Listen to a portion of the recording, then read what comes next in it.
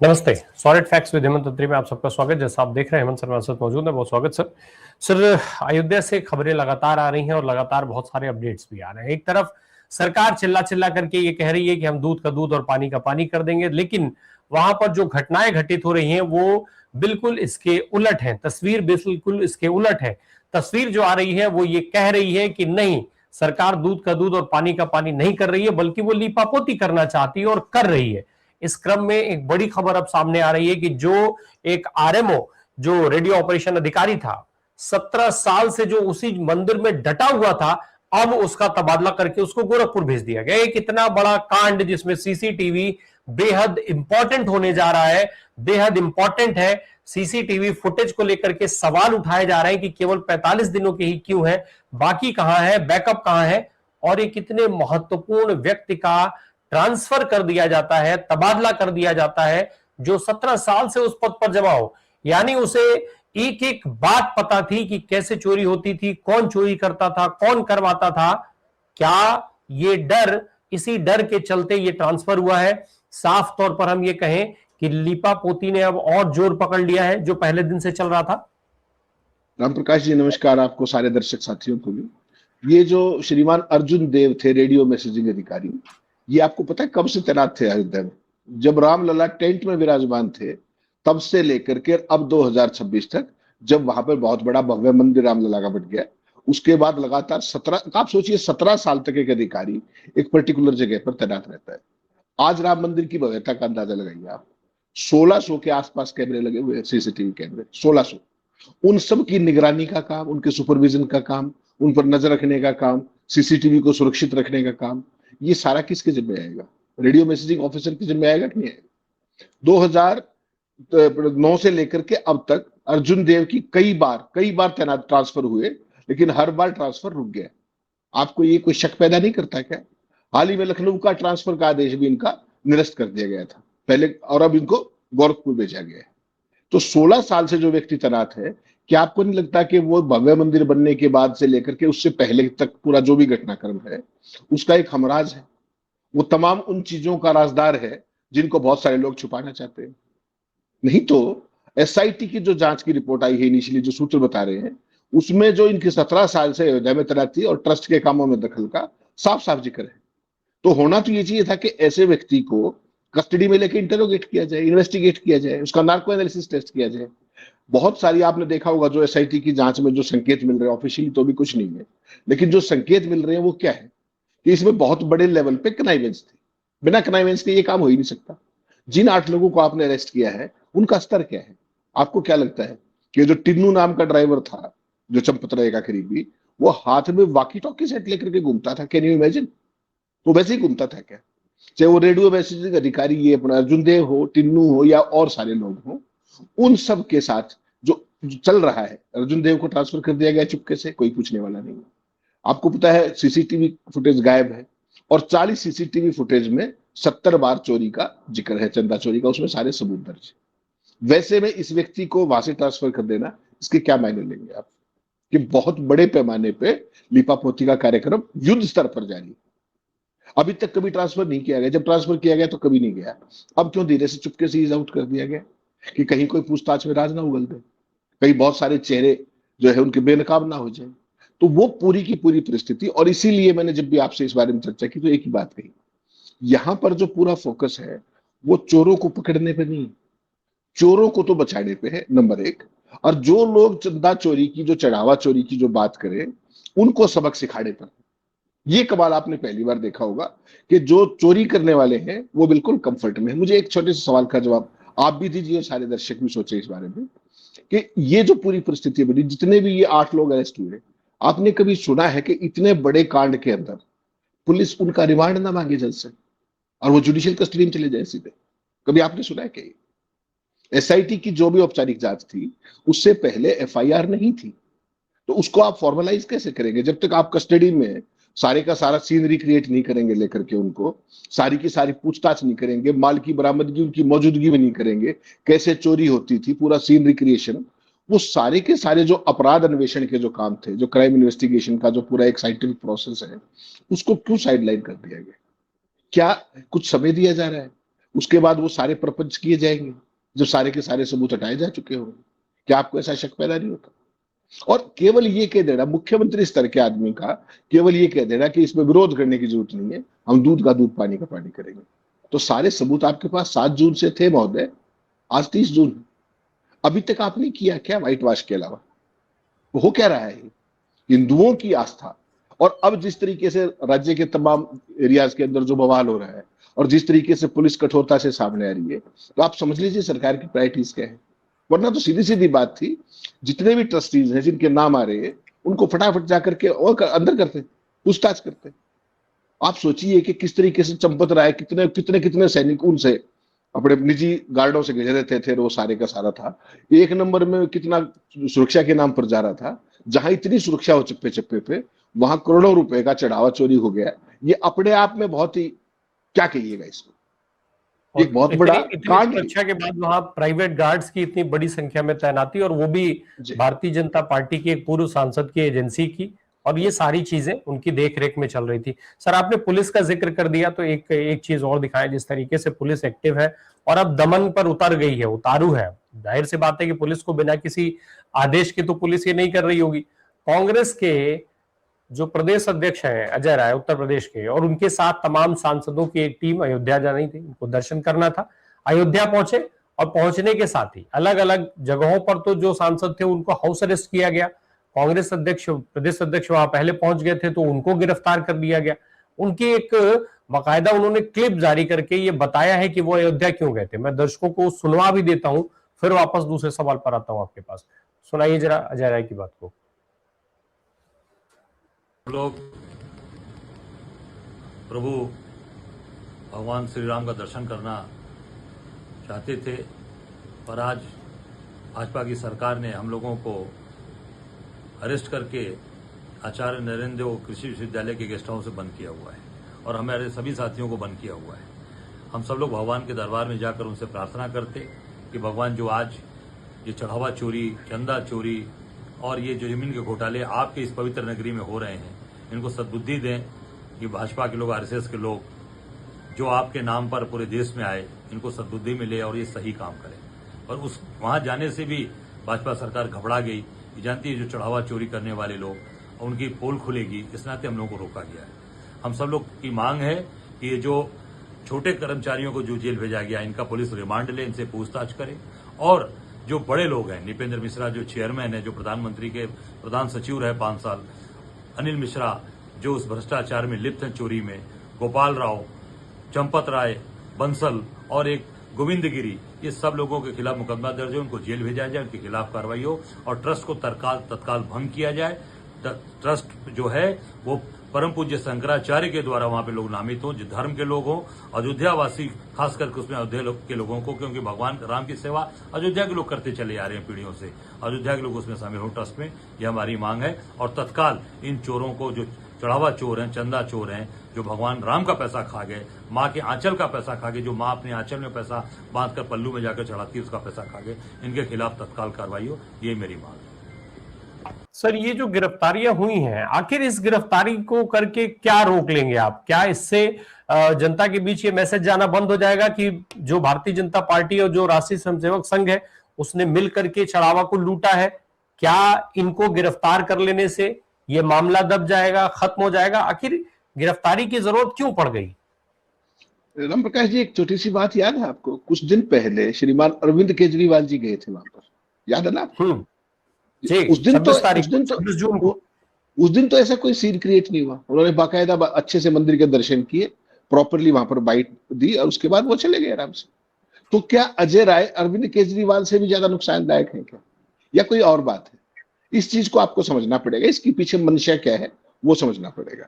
कि ये जो स्पेस है, जो भाजपा के विरोध का स्पेस, जो आरएसएस के विरोध का स्पेस, उस सारे स्पेस को भारतीय जनता पार्टी अपने हिसाब से शेयर करना चाहती है।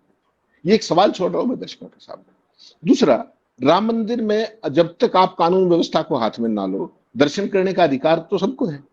वहां किसी को जाने से रोकना, 11:30 बजे उसको होटल के अंदर, ये उस होटल का दृश्य है जहां रात को 11:30 बजे इनको हाउस अरेस्ट किया गया, अजय राय को, उनके साथियों को, और उसके बाद उनको एक एग्रीकल्चर यूनिवर्सिटी में नजरबंद कर दिया गया।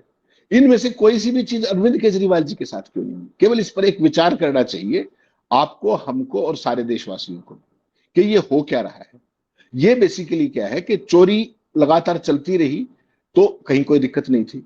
जैसे ही चोरी पकड़ी गई, भारतीय जनता पार्टी बैकफुट पर आ गई, और बैकफुट पर आने के बाद सवालों के जवाब देने की बजाय नौटंकी क्या रची जा रही है, केवल उसको देखिए। दिल्ली में पोस्टर लगाए जाते हैं राम प्रकाश जी, ये राहुल गांधी गायब है, राहुल गांधी लापता है। ठीक, अयोध्या मंदिर का जवाब नहीं दिया चोरी का, कहीं कुछ नहीं। बाकायदा वो पोस्टर लगवाए गए 50-100 लोटियस दिल्ली के अंदर, कोई मंडी हाउस पे, कोई इंडिया गेट पे, कोई इस तरह की जगह पे। उसके बाद एजेंसियों से उनके फोटो कराए गए। पूर्व राष्ट्रपति प्रणब मुखर्जी की बेटी जैसी जो भाजपा के अंदर जो नई नई एंट्रीज है, लेकिन जिनका कांग्रेस से संबंध रहा है कभी, उनके बाइट्स कराए गए और उनको वायरल कराया गया। अल्टरनेट देखिए आप, राम मंदिर के नैरेटिव को साइड करके राहुल गांधी लापता, ये नैरेटिव आप कल्पना कीजिए कि जहां एक्शन के अंदर जो सब कुछ होना चाहिए उसकी बजाय अपोजिशन को टारगेट पे कौन ले रहा है? सरकार, विदाउट एनी गुड रीजन। विदेश में जाना कोई अपराध नहीं, राम मंदिर के दर्शन करना कोई अपराध नहीं। वहां केवल अजय राय उनके साथी सांसदों को ही क्यों कस्टडी में लिया गया? उन्हीं को क्यों नजरबंद किया गया? जो कार्यकर्ता विरोध प्रदर्शन करने जा रहे थे, आज दोपहर 12:30 बजे उनको भी मंदिर से 1 किलोमीटर पहले टेडी बाजार में उनको रोक लिया गया, धक्का मुक्की हुई, पुलिस ने हल्का बल प्रयोग किया, हिरासत में ले लिया, घसीट घसीट कर गाड़ियों में भर दिया। अजय राय की पत्नी क्या कह रही थी? वाराणसी में उन्होंने एक वीडियो संदेश जारी किया। क्या कहा, मैं कोट करता हूं उनको, कि मेरे पति की आवाज दबाने के लिए भाजपा सरकार किसी भी हद तक गिर सकती है। पुलिस जीप में ले जाने के बाद हमारे सहयोगियों को गलत जानकारियां देकर भटकाया जा रहा है। चढ़ावा चोरों के खिलाफ लड़ाई जारी रहेगी। अगर मेरे पति को कुछ भी होता है तो जिम्मेदारी ये अधर्मी भाजपा सरकार की होगी।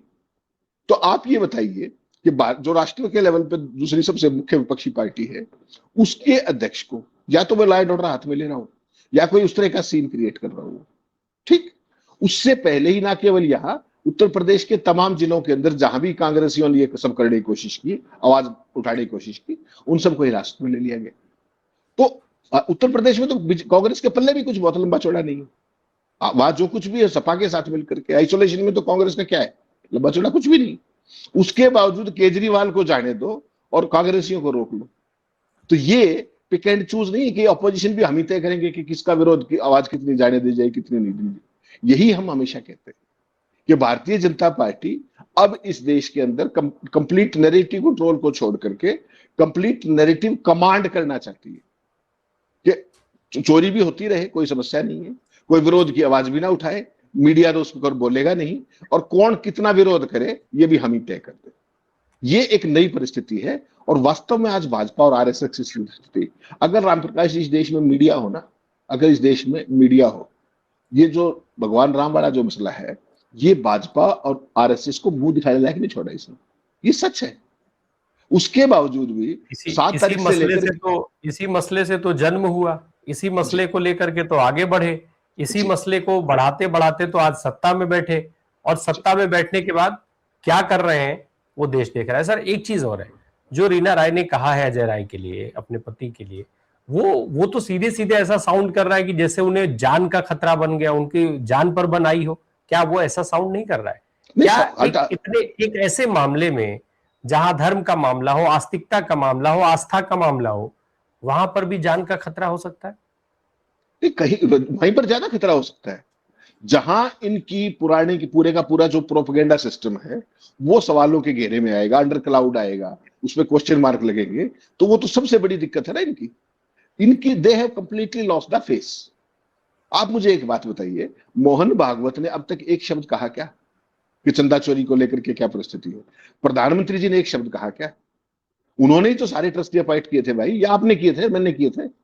अमित शाह जी के गृह मंत्रालय ने नोटिफिकेशन निकाली थी कि नहीं निकाली थी? राम मंदिर का ओवरऑल बॉस कौन है? पीके मिश्रा साहब, जो प्रधानमंत्री जी के लंबे समय तक प्रधान सलाहकार रहे।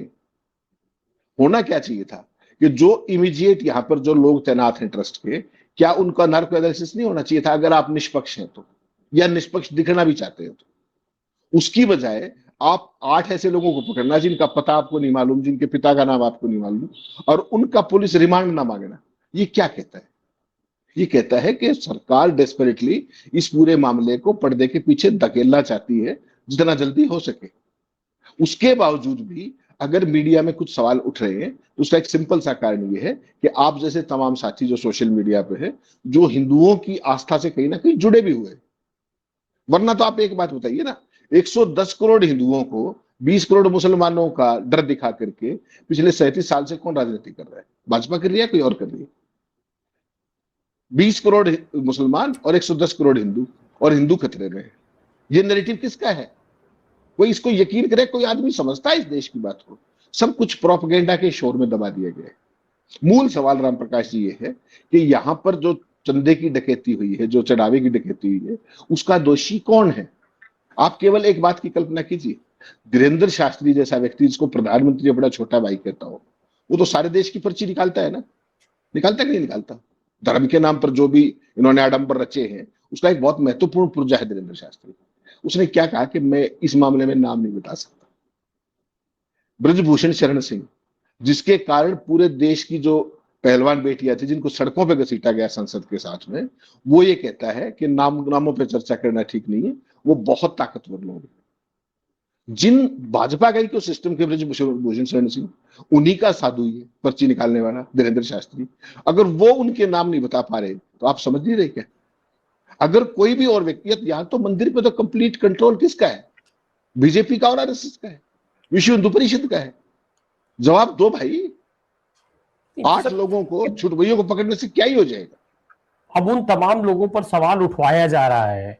केवल भाजपा के नेता नहीं उठा रहे, टीवी मीडिया उठा रही है, आईटी सेल उठा रहा है, बहुत सारे अलग अलग माध्यमों से सवाल उठवाए जा रहे हैं उन लोगों पर जो चढ़ावा चोरी को लेकर के सवाल पूछ रहे हैं, खास करके इस देश का विपक्ष। आज साफ तौर पे कांग्रेस ने कहा है कि विपक्ष का तो बाकायदा दमन शुरू कर दिया गया है। मैं वो भी सुनवा देता हूँ, बहुत छोटा सा एक क्लिप है, दर्शकों को सुनवा देता हूँ, फिर आता हूँ, सुनाइए जरा सुप्रिया की बात। साथियों, आज पूरे यूपी में कांग्रेस के नेताओं को नजरबंद किया जा रहा है, उनको हाउस अरेस्ट किया जा रहा है। हमारे प्रदेश अध्यक्ष दर्शन करने के लिए अयोध्या पहुंचे, वहां पर उनको हाउस अरेस्ट कर लिया गया। मतलब विपक्ष के खिलाफ सारा दमन करना है। जिन लोगों ने प्रभु राम के दरबार में लूट मचाई, उनको माल ठिकाने लगाने का मौका देना है। छोटे छोटे इस्तीफे कराकर प्यादों को पकड़कर आंखों में धूल झोंकना है। सर, ये जो विपक्ष के दमन की जहां तक बात है, अखिलेश यादव को अलग टारगेट कर रहे हैं। मुलायम सिंह यादव तक का जिक्र किया जा रहा है कि मुलायम सिंह यादव ने कौन सा चंदा दिया था जो अखिलेश यादव हिसाब मांग रहे हैं। कांग्रेस के लोगों से यही कहा जा रहा है कि राहुल गांधी कौन सा मंदिर के दर्शन करने आए थे कि वो हिसाब मांग रहे हैं। कांग्रेस पार्टी कैसे हिसाब मांग सकती है?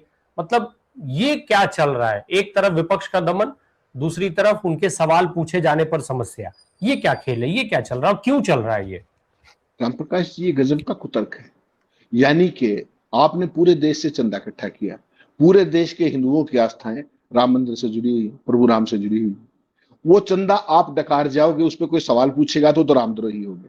ठीक, आपको चंदा डकारने का हक किसने दिया था? और कुतर्क देखिए क्या है कि विपक्ष के ऊपर सवाल उठा रहे हैं, खुद जवाब नहीं दे रहे, विपक्ष के ऊपर सवाल उठा रहे हैं।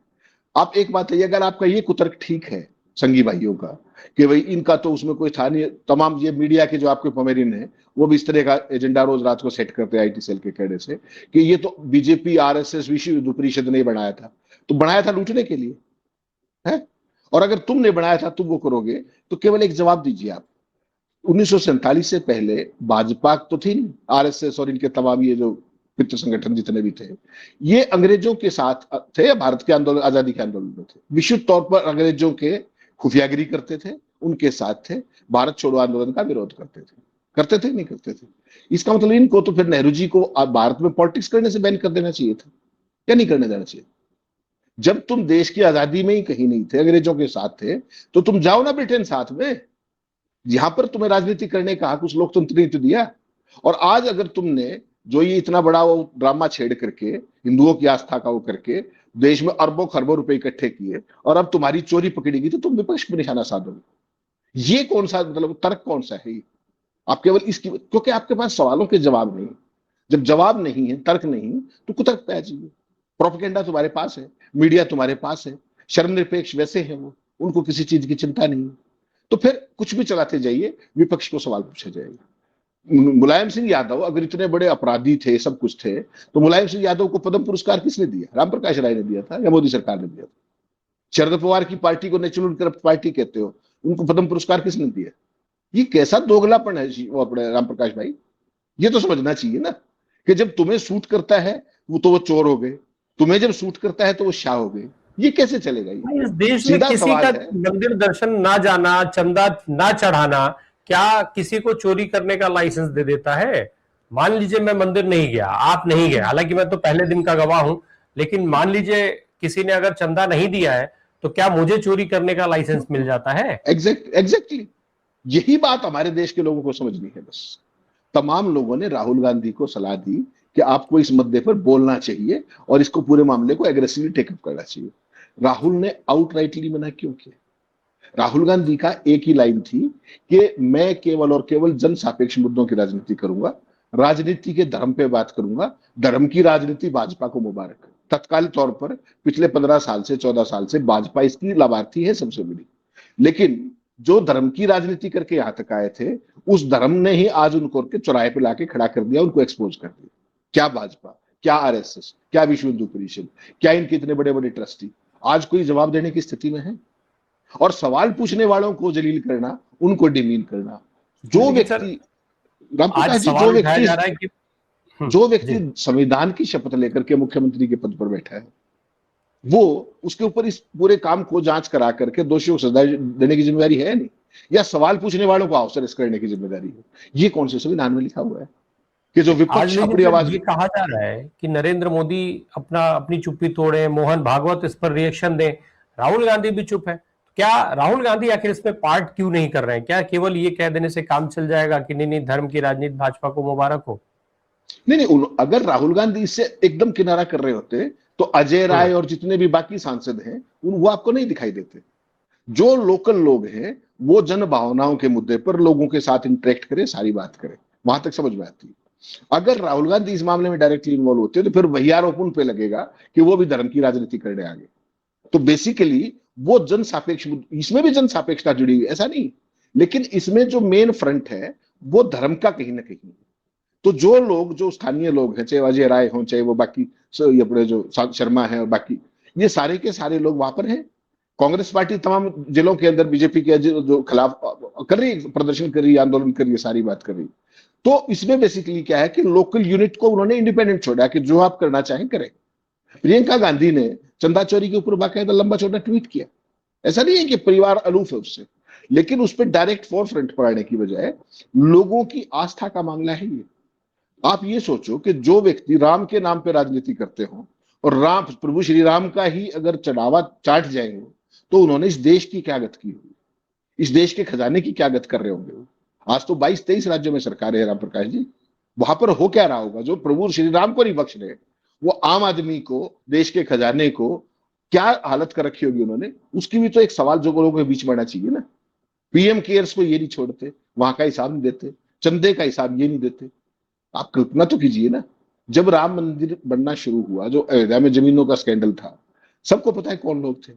एसआईटी बनी थी, बता दीजिए, दिखाइए कहाँ है रिपोर्ट उसकी, क्या कार्रवाई उस पर? वहां भी चंपत राय का नाम सबसे पहले था। उससे लेकर के अब तक जो चंपत राय के चेले हैं, उनका कितने गुना, कितने 100 गुना नेटवर्थ बढ़ा है, क्या इसकी जांच नहीं होनी चाहिए? जो प्रभुराम का इतना भव्य मंदिर बना है, क्या उन अकाउंट्स की ऑडिट नहीं हो जाना चाहिए? हर चीज का ऑडिट होना चाहिए, क्या दिक्कत है उसके अंदर? और हमारा आपका आस्था का पैसा, अगर ये स्वयं जो हिंदू धर्म के सबसे बड़े सेवक आरएसएस और ये लोग हैं, अगर उनके लोग डकार रहे हैं, तो क्या उनको वो सजा नहीं मिलनी चाहिए? क्या वो संविधान से ऊपर हो गए? तो इसीलिए भारतीय जनता पार्टी घबराई हुई है। प्रधानमंत्री जी को अब तक 7 जून से लेकर 24वां दिन है, प्रधानमंत्री के मुंह से एक शब्द नहीं निकला हुआ, भागवत के मुंह से एक शब्द नहीं निकला। और ये इस देश के सबसे बड़े ईमानदार लोग हैं, ये सबसे ज्यादा धर्मभीरू लोग हैं। और मेरे राव जैसे लोग जो सवाल पूछ रहे हैं कि आपने आस्था को भी व्यापार का केंद्र बना दिया। आप सोचिए, एक चपड़ासी ड्राइवर टाइप का आदमी टिन्नू पूरे कैंपस के अंदर वीआईपी विजिट से लेकर के हाथ में रेडियो फ्रीक्वेंसी सेट लेकर के घूम रहा है, वॉकी टॉकी। आप कल्पना कर सकते हैं? रेडियो मैसेजिंग अफसर को जांच को किसी परिणति से पहुंचने से पहले उसको ट्रांसफर कर दिया गया 17 साल में। 17 साल कितना बड़ा टाइम होता है एक सरकारी कर्मचारी के लिए। पहले ट्रांसफर हुए उसके, हर बार रुके। किसने रोके? राम प्रकाश जी, केवल इसी की जांच कर लो, हो गया सारा दूध का दूध, पानी का पानी, ज्यादा लंबा समय लगाने की जरूरत नहीं है। और उसके तबादला कहां हुआ? ये और सोचिए, मुख्यमंत्री जी के क्षेत्र में, गोरखपुर में, इसको क्या कहिएगा? बहुत सारे पोमेरियंस इसको दिखा रहे हैं मोदी वर्सेस योगी, फला वर्सेस फला। सवाल ये नहीं है, सवाल इकोसिस्टम सारा एक है, सबके ऊपर लबादे है। अगर योगी जी चाहे तो वो तो 1 मिनट में तो किसी के घर पे बुलडोजर और किसी का इनकाउंटर हो जाता है ना। मैं और आप तो सदा उसके पक्ष कभी नहीं रहे, लेकिन इस मामले के अंदर तो आप बाकी सारी चीजें छोड़ दीजिए, लाई डिटेक्टर टेस्ट भी नहीं हो रहा, नार्को भी नहीं हो रहा, किसी को पुलिस रिमांड नहीं हो रहा। जाइए सीधा पुलिस उसमें जुडिशियल कस्टडी, 14 दिन की जेल चले जाइए। बताइए क्या मामला है ये विशुद्ध तौर पे लीपापोती का ओपन एंड शट केस है। और जो आस्थावान हिंदू भाई हैं वो ये जान लें कि जब प्रभु राम इनकी लूट से अछूते नहीं है तो फिर आप और हम और इस देश के 144 करोड़ लोग कहां खड़े होते हैं, उनको विचार कर लेना चाहिए। बिल्कुल साफ तौर पे जो एक जिस वजह से मैं फिर कह रहा हूं भाजपा पली बढ़ी पैदा हुई, आज इतने राज्यों सहित केंद्र में लगातार 3 बार शासन कर रही है, सरकार बना पाने में कामयाब हुई है, उसी आस्तिकता पर सीधी चोट इस लूट से हुई है। लेकिन नरेंद्र मोदी और मोहन भागवत चुप है। बार बार जवाब राहुल गांधी से मांगा जा रहा है, हर बार की तरीके से। अब चूंकि इसमें पंडित जवाहरलाल नेहरू को वो खींच नहीं पा रहे, इसलिए अभी तक शायद उनका नाम सामने नहीं आया है। अन्यथा की स्थिति में इस पूरे मामले में सारे दोषी नेहरू ठहरा दिए जाते। लीपापोती और तेज कर दी गई है। जितना आक्रामक विपक्ष और जनता होती जा रही है, लीपापोती उतनी तेज होती जा रही है। इसीलिए शायद 17 साल से सब कुछ देख रहे गवाह को ट्रांसफर कर दिया गया, तबादला कर दिया गया। लेकिन क्या इससे वो तमाम आरोपी बच जाएंगे? ये सबसे बड़ा सवाल है। बहुत शुक्रिया सर हमसे बात करने के लिए। Thank you so much.